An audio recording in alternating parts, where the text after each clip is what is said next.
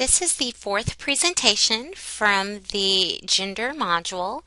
In this presentation, we will be tackling the other two areas that we are focusing on in regards to gender stratification, and those areas are politics and violence. So, beginning with politics, political participation, which is, of course, closely related to the concept of power that we discussed back when we first started talking about social stratification and the three P's: property, prestige, and power.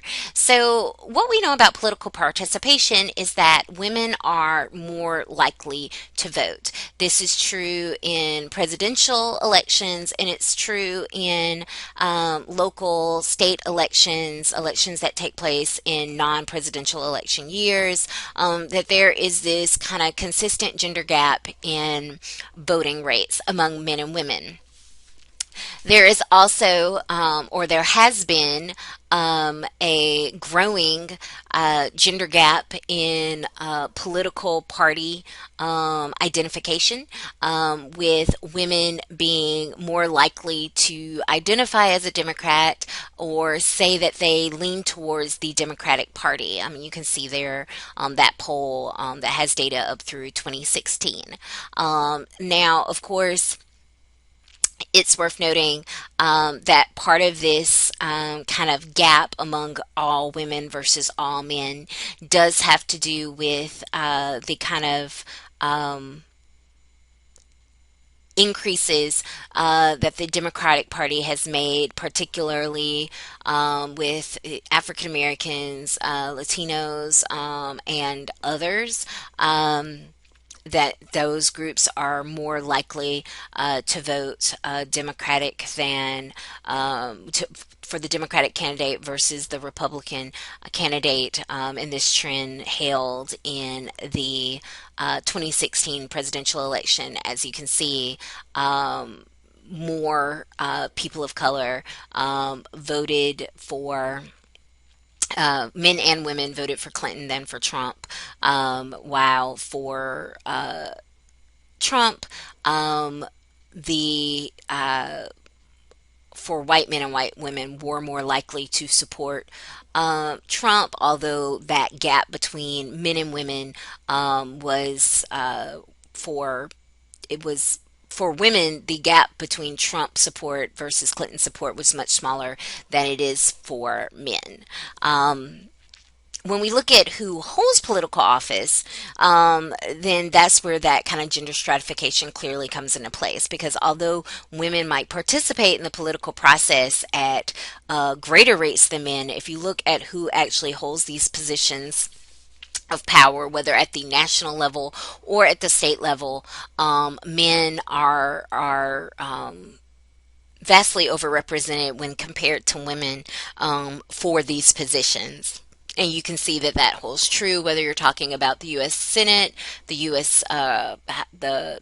House of Representatives, governors, lieutenant governors, attorney generals, all of the kind of state elected positions as well.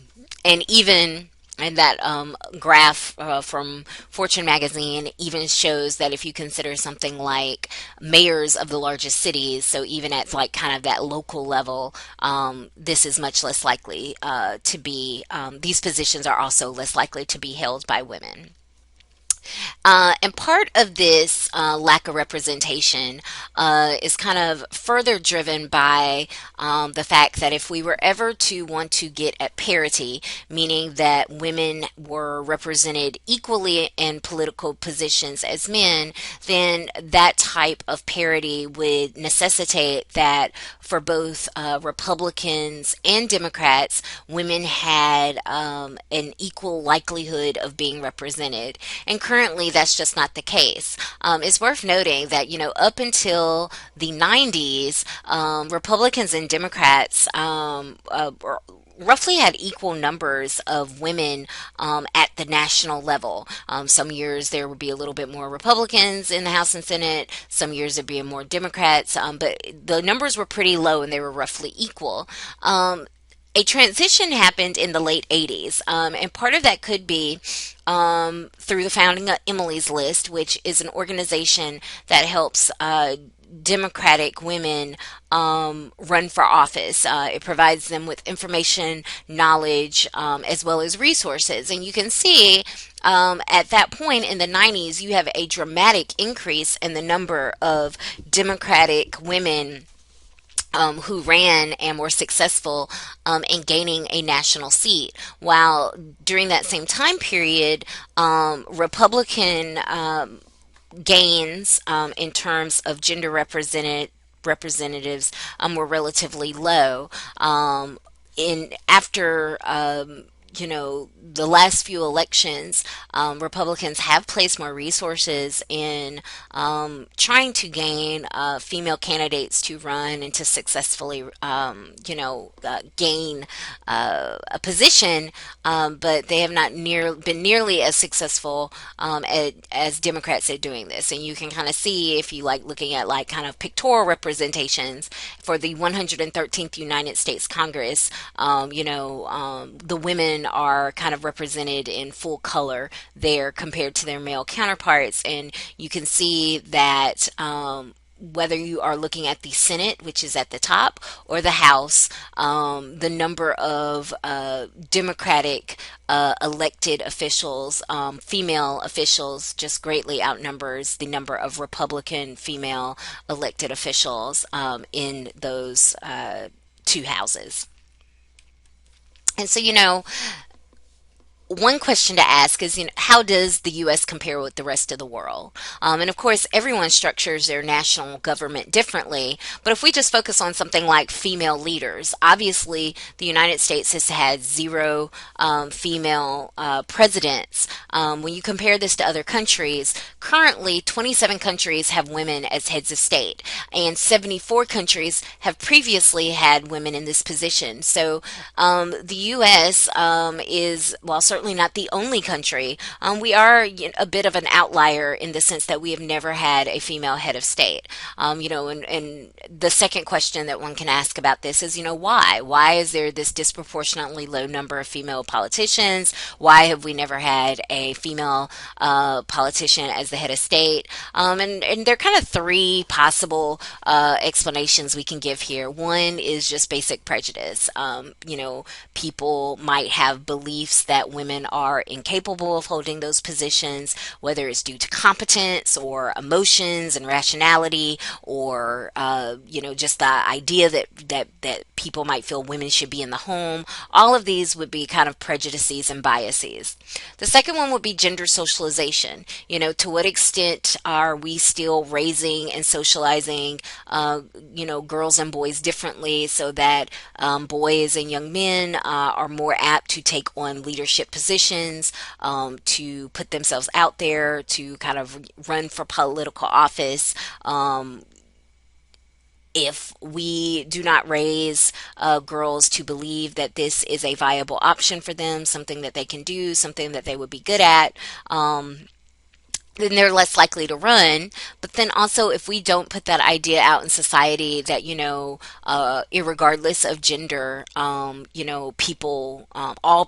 all individuals, if they care about their country, if they're interested in political issues, if they're willing to put in the work, would make good politicians, then, if people don't accept that, if they haven't been socialized to accept that, then even women who run might face the problem of being elected, which brings us to the third kind of contributing factor here, the structure of our politics. So for our positions, it requires, campaigning, which takes time and money. And then in order to have a successful campaign, of course, the people have to elect you, which means you do have to get by individuals, prejudices and biases. And so because of that structure of politics, sometimes the issue is just even getting women to consider campaigning. If they are, mothers, there is always this question of, how can you run and still be a good mother? How can you focus on your family? The types of questions that we're less apt to ask about fathers. Our political campaigns can be very aggressive and very dirty. So there is this sense of, if women have not been socialized to receive and handle and respond to this type of criticism, are they going to be likely to attempt it on a state or national scale? And just especially for national office, the time that away from your family that it requires, if elected, to be spent in Washington. All of these are the types of things that might cause some women to consider opting out. So all three of these factors combine to result in what we see, that although women are more likely to engage in the political process through voting and also through things like, local party organizing, being voting officials, they are less likely to actually hold political positions of power. So this is another kind of area of stratification, which we still see men traditionally having a lot more power and a lot more status in this area.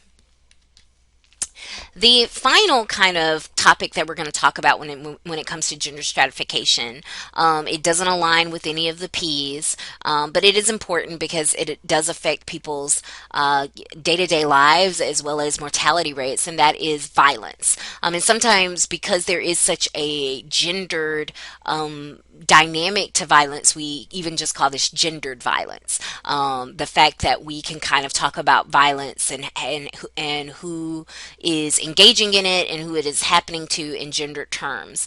And so one thing to just kind of consider is that overwhelmingly the perpetrators of violence, like especially in regards to something like murder, are men. 90% of murderers in this country are male.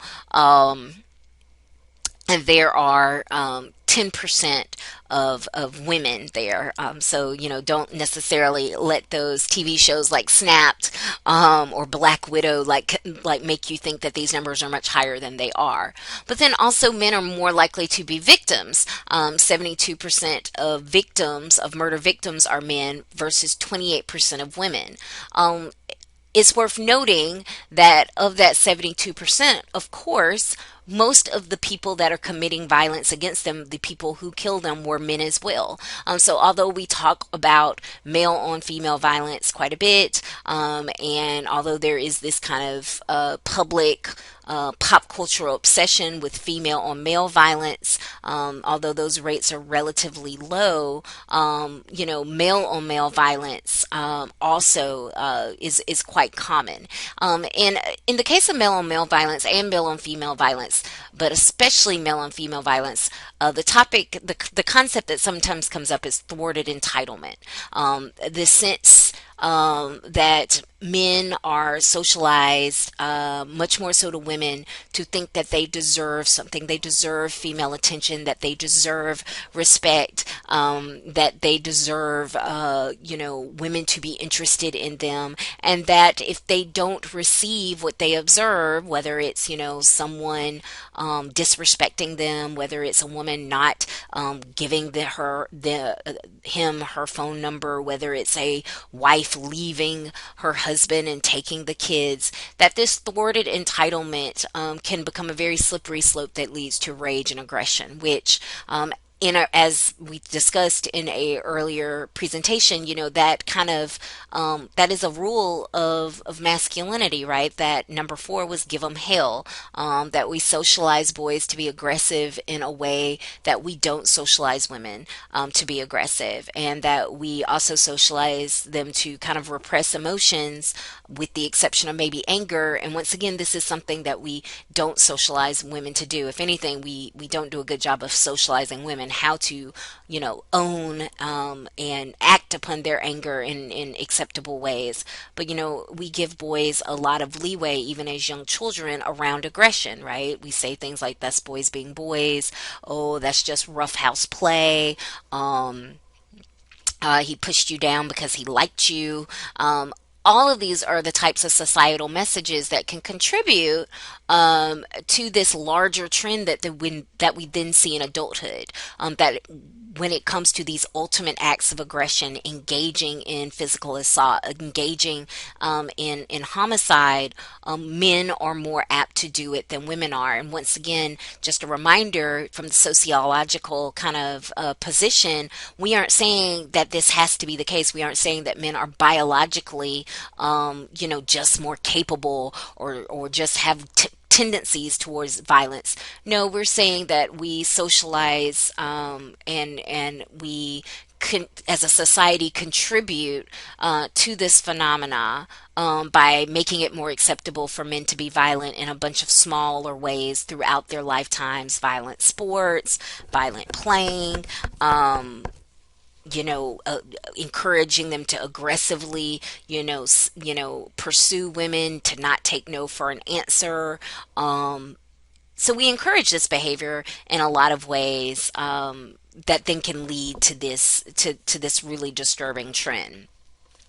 And so there is a great documentary called Tough Guys, and they have a one and a two. I didn't assign it as a documentary for this class because it's no longer publicly available. But they collect statistics on the percentage of violence that's committed by men, and whether it's stalking, whether it's rape, whether it's murder, whether it's even things like armed robberies, as well as firearm suicides, specifically. You can see that so much of this violence is dominated by male perpetrators, and something even like mass shootings. 61 of the 62 most recent mass shootings at the time they collected their data, had been done by men. And so, you can read that little blurb there that they're linking this to this hegemonic masculinity ideal that, says that men can't be vulnerable, that they can't be emotional, and that aggressiveness and anger is an ideal. And so it's kind of making that point that, that's what they're referring to as the tough guys, right? We've had this societal message where we push men even at young ages to be tough, and we need to acknowledge, that certainly probably contributes to these rates, because there are other countries where these numbers, that there isn't this kind of stark, kind of gendered pattern when it comes to violent behavior the way that it exists here. And so, if you can recall when I talked about, in this way, hegemonic masculinity is sometimes referred to as toxic masculinity. I made the point that it's toxic to men. It leads them to repress their emotions. It leads to, them the greater potential of them engaging in risky, aggressive, harmful behaviors. It contributes to, these kind of spikes in suicides that we're seeing among men of all ages. But I also indicated that this form of masculinity is toxic to women. And so for the next few slides, as I talk about intimate partner violence, and particularly,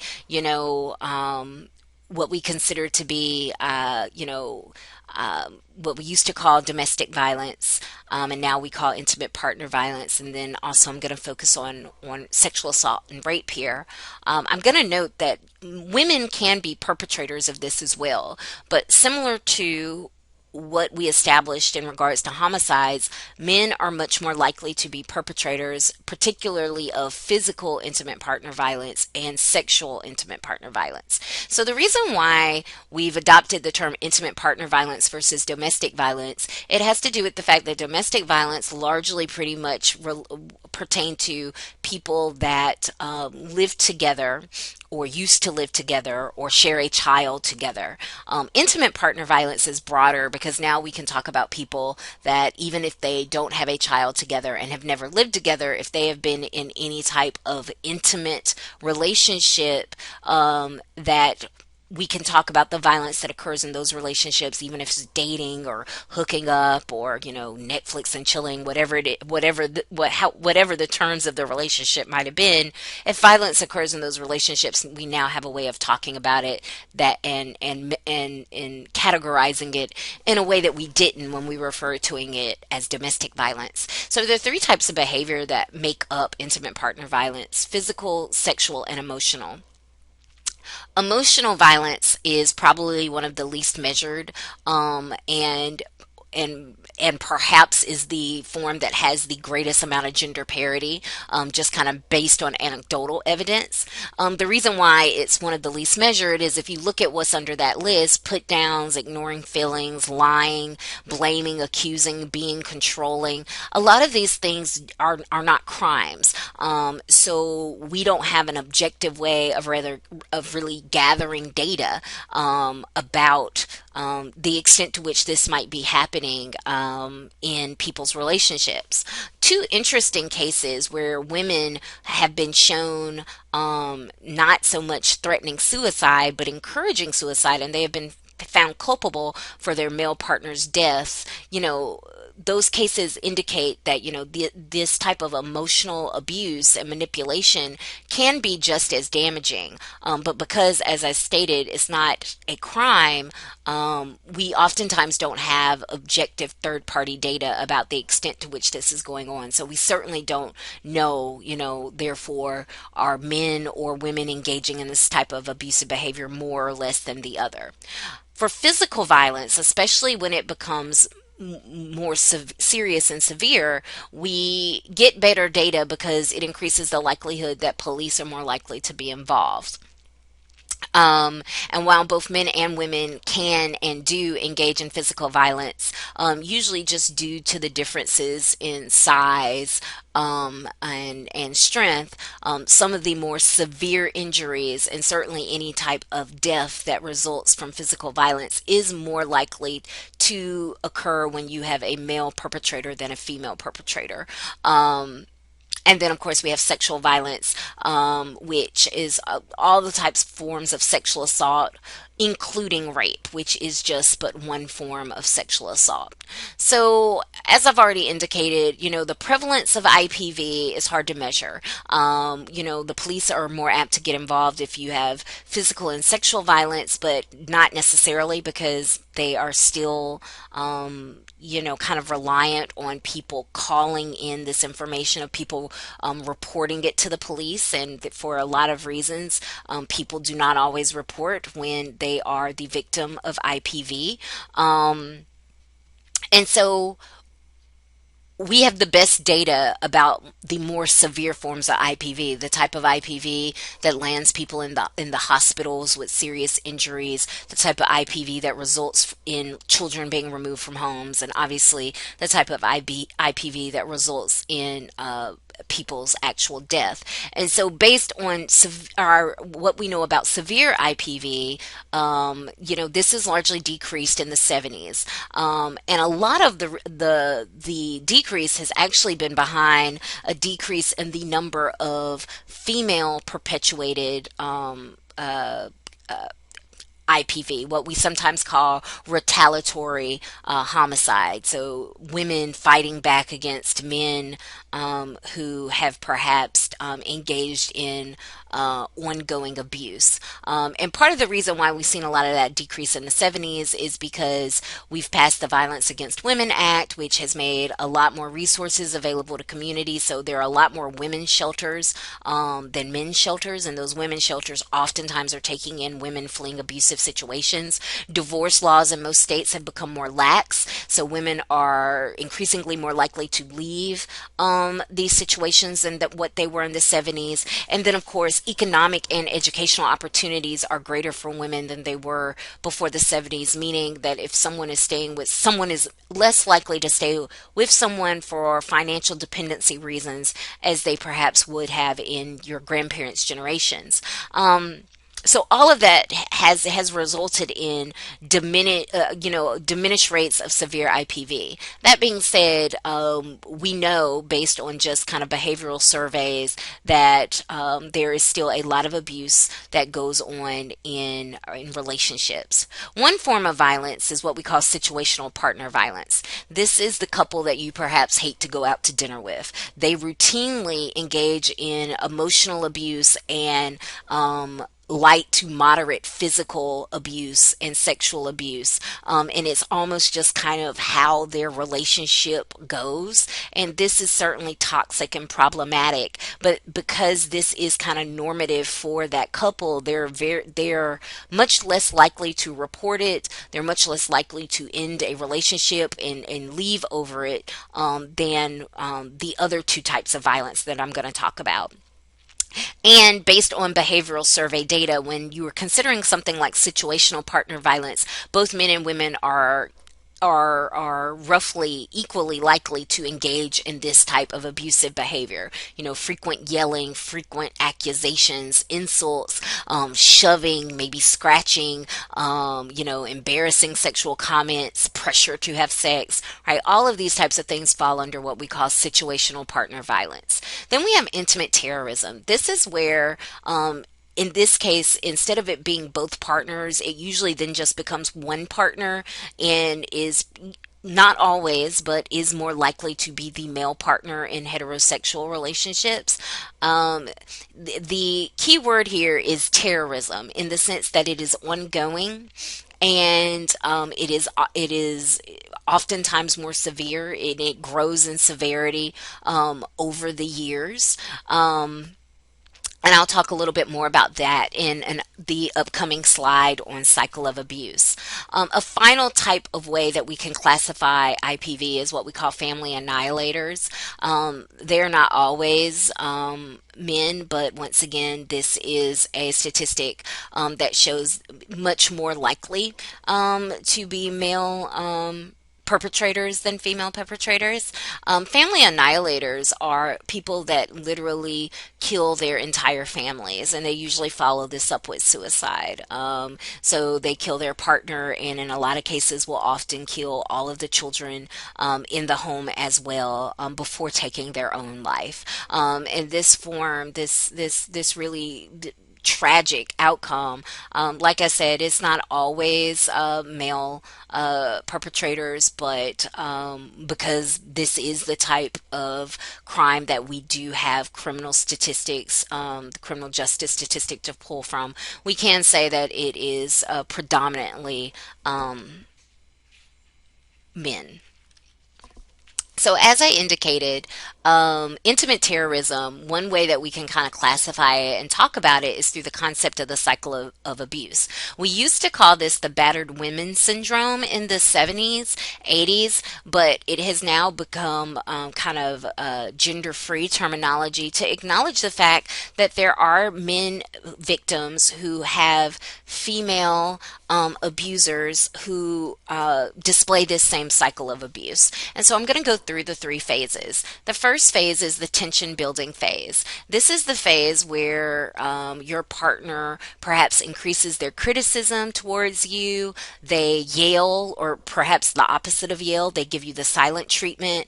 There might be increased swearing. There's more anger and coercion. I call it the walking on eggshells period, right? Where it seems like every little thing you do can set off your partner, and you are on edge trying to avoid what comes next, which is phase two, sometimes called the acute battering incident, sometimes called the explosion phase. And it's worth noting that in this phase, and it is not always just one incident. It can be multiple incidents, but at this point, it becomes physical, and it results in usually attacks, whether it's physical or sexual kind of attacks, and this phase, as people go through multiple cycles, it can become more severe, where perhaps the first time you go through this cycle it's shoving, then maybe it becomes slapping, and then maybe it becomes closed fist punching. And then maybe it even escalates to choking. At some point, the explosion phase does end, however, and then is the period, phase three, we call the calm or the honeymoon period. There are apologies that are made. I will never do this again. There are promises. Sometimes there might even be gifts like let's start over, let's start afresh. There might be vacations. Similar to the fact that the explosion phase can become more violent and severe with each cycle, the honeymoon period usually becomes shorter and less we'll say less complimentary, less apologetic over time. So that in later cycles, if you stay with your abuser long enough and you go through the cycles enough times, instead of it being apologies, it might become blaming things, saying things like, I hate when you make me do that, or, why do you do this to yourself? Why do you create these situations? And so, as I've indicated,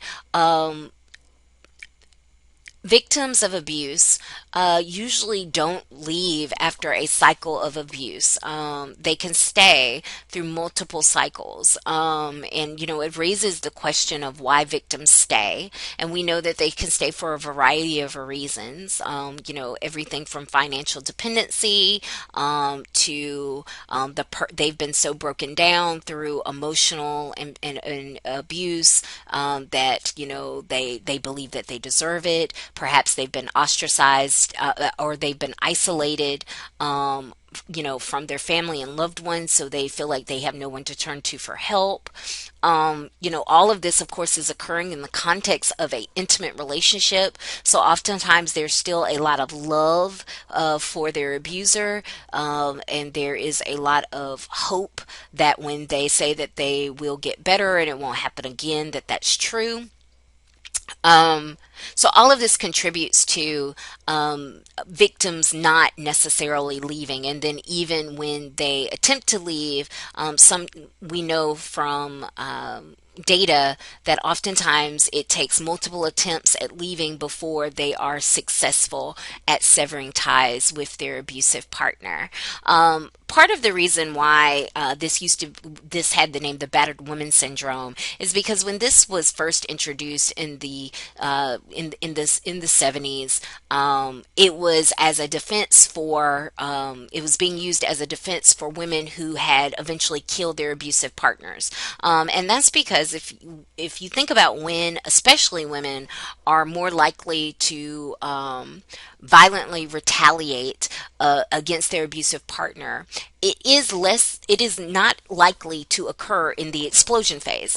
Because if it occurred in the explosion phase, then perhaps it would be a very clear cut of self-defense, and they would not need to rely on an additional defense theory. They could just, say it was self-defense. But oftentimes, due to disparities in strength and size, women who violently retaliate against their partner don't do so in the middle of the battering incident.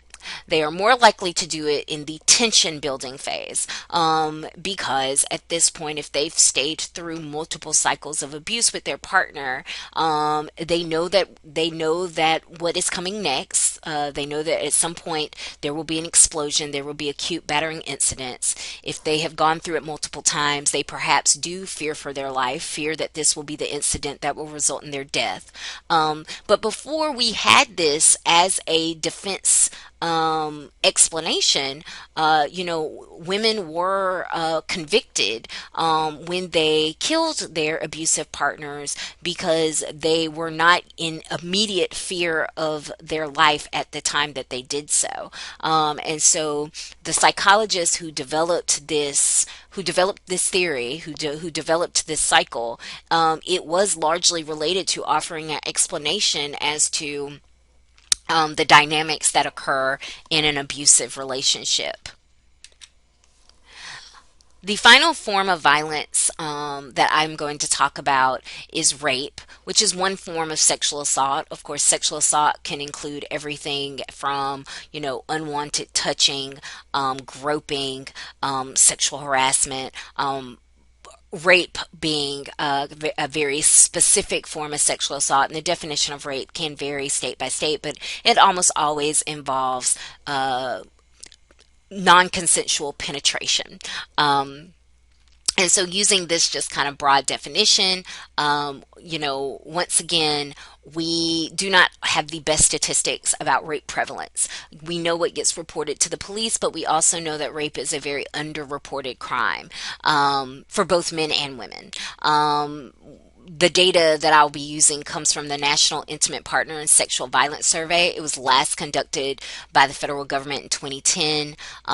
It's the best, most comprehensive survey that we have. And that survey found that 18% of women have experienced rape at some point in their lives, and 1% of men.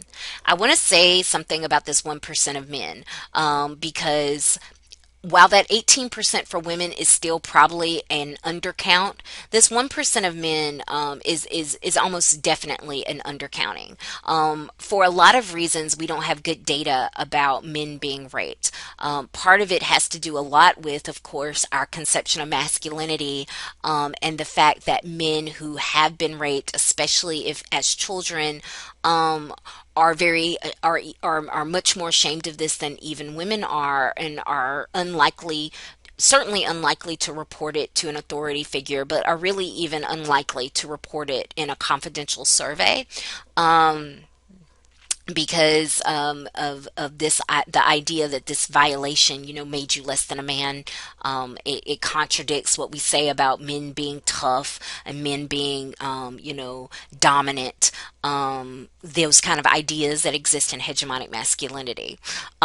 So the 1% is an undercount for sure. That being said, what we do know about the data that we collect about rape for men is that it is much more rare in adulthood, than it is for women. Rape for men is more likely to occur when men are younger, before they fully have gone through puberty, and it occurs oftentimes within the context of families or with other trusted adult individuals like coaches, and priests, and Boy Scout leaders, those types of cases. For adult men, rape does become, much less common, much less likely to happen outside the context of imprisonment. So, all of the jokes that people make about prison rape, it reflects a very real reality. That people who are in prison, atoning for their crimes against society, serving their time. Rape isn't meant to be part of the experience, but yet we do know that prison rape is extremely common, and is oftentimes, not just underreported, but underprotected. We do not provide a lot of protections for prisoners, that are experiencing this phenomena.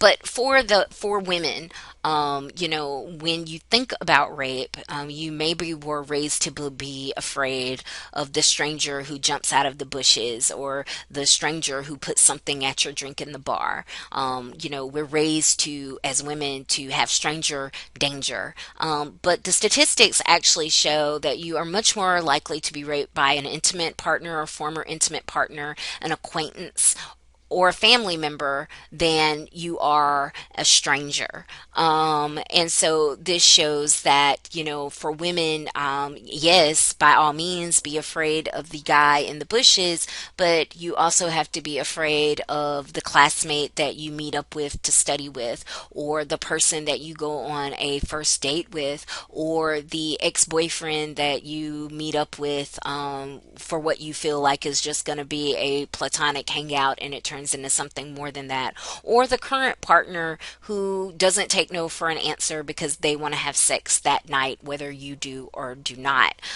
So in this sense, this is kind of the final way that we talk about, to what extent is our society still gender stratified.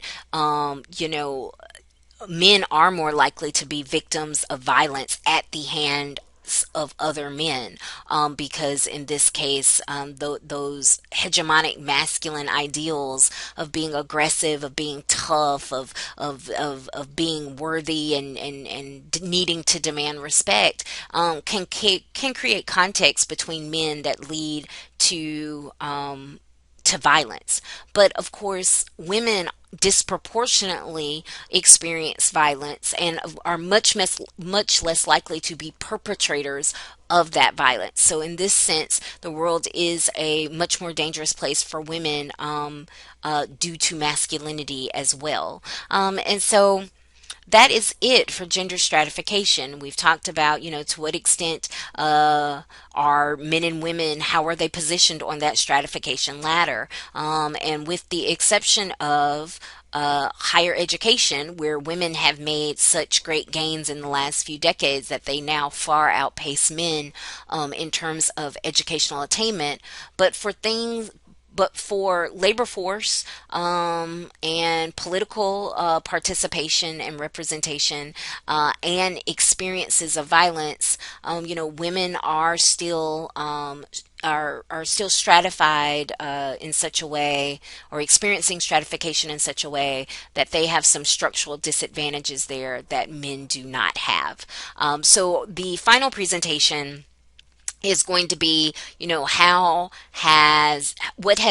has been the kind of, how has society redressed this, right? So how has this been addressed? And specifically, we're going to be focusing on feminism, those three waves, and the associated policies that go along with that.